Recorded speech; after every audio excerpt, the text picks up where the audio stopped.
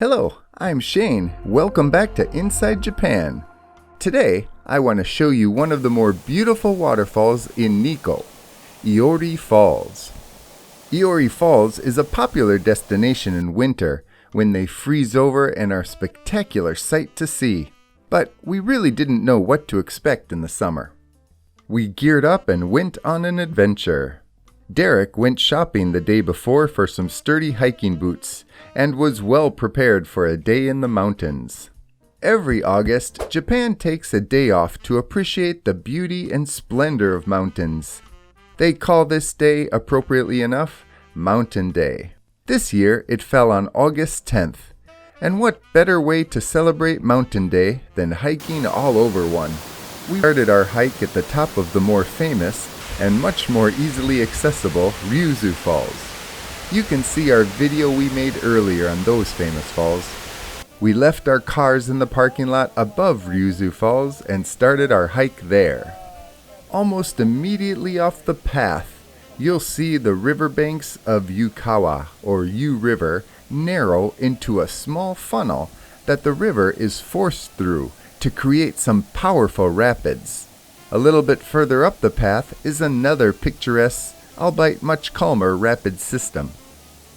Then 15 minutes along this path, we turned off and followed a private road that is only accessible to buses and government vehicles.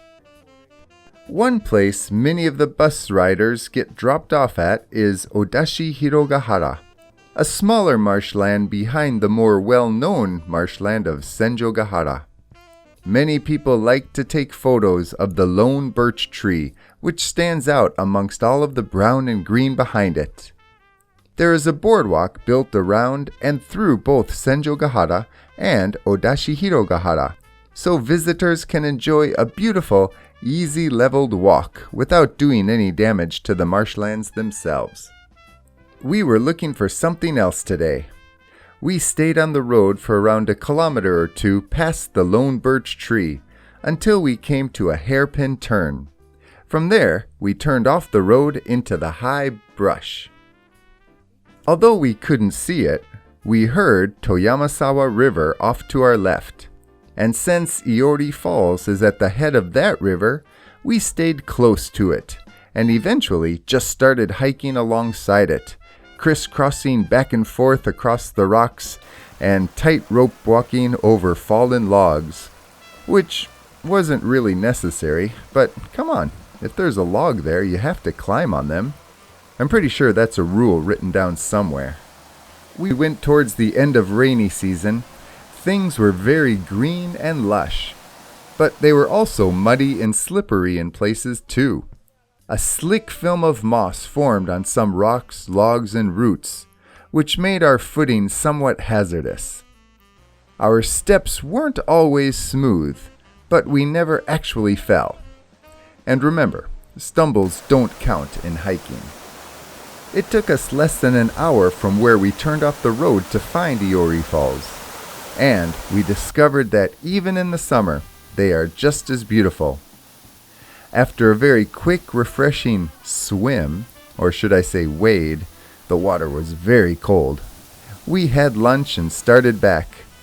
We did see a tanuki, or Japanese raccoon, on our way home, but it was much faster on its feet than any of us were with our cameras, so we didn't get a photo. It was another offshoot of the Toyamasawa River trying to discover Midori Falls. But either it is very small and we overlooked it, or we just didn't climb high enough to find it. Since they deemed it worthy enough to mark it on a map, though, we think it was the second of the two, and we just need to climb higher next time. It was about a 14-kilometer hike from the top of Ryuzu Falls to Iori Falls and back. We climbed over 200 meters in elevation, but it was pretty gradual, and there weren't any really steep inclines. Since this isn't a very popular destination, the path isn't maintained at all and is very overgrown. There is a trail, but it comes and goes. But as long as you follow the Tomoyasawa River, you won't miss the Iori Falls. I'm Shane with Inside Japan, and I'll see you in the next video. Don't forget to share, subscribe, like, and all that good stuff.